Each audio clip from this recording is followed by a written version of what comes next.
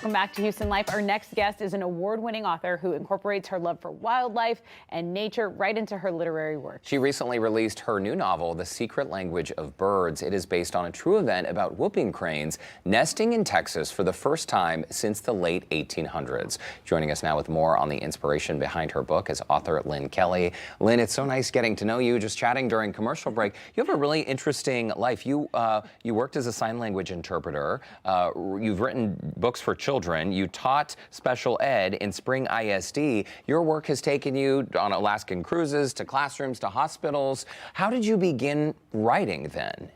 That was actually when I was teaching. So I taught special ed for a few years. So I think I was in a good place to be literally surrounded by children's literature and discovering some new favorites and rediscovering some old favorites. And then I got the idea for what became my first book. It was something I learned about captive elephants. And I thought, oh, this could be a good story to write down and maybe tell my students at school. And it grew from there. I thought, wait, maybe this is good. Maybe it could be for a wider audience than just my few students I have here. And so it was from there I worked on writing the story and had to figure out, okay, how do I write a whole book that's publishable? And then what? How do I get a book published? So I found that I'm good at stumbling into things that I decide, oh, I love this and I want to do this forever. So that was with both writing and interpreting. I hadn't planned on doing either of those, but I plan to do both as long as I can. Well, so I think a lot of people say, well, I'm going to actually write a book. And then a lot of people, you love nature, you love wildlife. Yeah. And I think that's a commonality for a lot of people, but a lot of people can't take it to the finish line. So this love of nature and wildlife, when did that start? And when did you say, okay, no, I have to take pen to paper and really just go for it? Well, you're right. I always have loved animals and I've always loved books and just hadn't thought of writing one, really. As that would be something I could do as a career, but I've always been interested in wildlife, and so I think I've just been open to those ideas that that come to me, and then I decide, oh, this could perhaps be a story. Maybe if I'm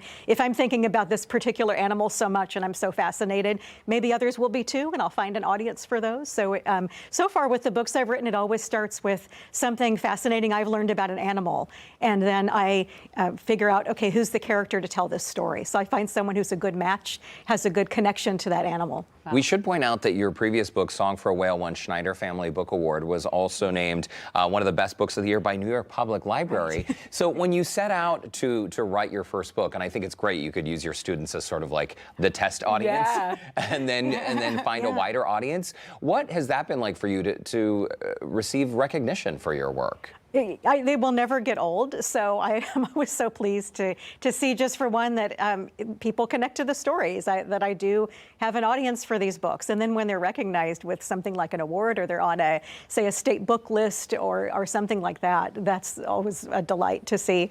Well, we love to see Houstonians getting out there and doing their thing. This story about the whooping crane, it is incredible. They were nesting in Texas for the first time in over a century. You read that article in Texas Monthly and said, okay, that's really awesome. And it was a private land in Jefferson and Chambers County. Did you ever go and visit? How did you stay connected to the story? Right, I haven't visited where they were, and also the people who protect these cranes and oversee them, they would never say specifically where a nest is being built, where the cranes are nesting. Even they don't want even people with good intentions to rush in for photos, for example. We don't want to scare them away from their nest.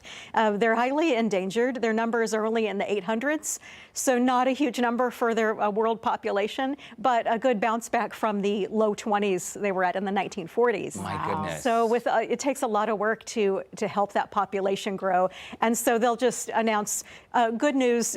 This general area, this county, for example, we have a pair of nesting whooping cranes. Wow. And we have a hatchling. How exciting. Yeah. They really are beautiful. The video we just saw, by the way, Lynne, this is from when you visited the International Crane Foundation in Wisconsin. Yes. And this is a perfect conversation for Earth Day, because we often forget, a lot of people like to think they were here first, but when we talk about wildlife, they were definitely here before we were. Yeah. And I think that there's got to be a harmonious balance we can all find to enjoy nature and allow our animal neighbors to live undisturbed. Right. Well, and it's the Louisiana Department of Wildlife and Fisheries that oversees this population in particular that I wrote about. It's a non-migratory population in Louisiana, so that makes sense how they ended up in Texas. It's a right next door. Short run or flight right next door, and so they found some hospitable land there, and they were so happy, one, to get a report from the farmer or landowner who told them, hey, you have a pair of whooping cranes on my land, thought you should know they're building a nest, and that those landowners were honored by the cranes choosing their land to build a nest and gave them their space. They were just honored that they were there and also want to protect them. And they did just tell me that the LDWF, when they wrote to me for one to say, thank you for sending us the Bucky snacks and whooping crane cookies and some books. And they said, we sent a copy of your book to that landowner who first told us these cranes were on his land, because they wouldn't have known if he hadn't told them. They do wear trackers and they have ID tags, but they said those trackers don't always work. So we rely on people to tell us if they're out there. We want to know where they are and we want to keep up with them. Yeah. And speaking of honor, I always I'm always interested in why you're dedicating something when you open a book. You caught up with one, and you've decided to dedicate this one to the victims of the Uvalde tragedy, which isn't a light story. It's not one that, we're proud of our history. But why did you decide to do that? Right, and I was thankful I was allowed the space to have two dedications and also a long list of names. So I dedicated it for one to the people who protect the cranes. And there's an Austin author named Lynne Kelly who had this idea to have children's authors dedicate their books to these Uvalde families. She saw that they were very honored by artists, for example, who would create some work and dedicate to them.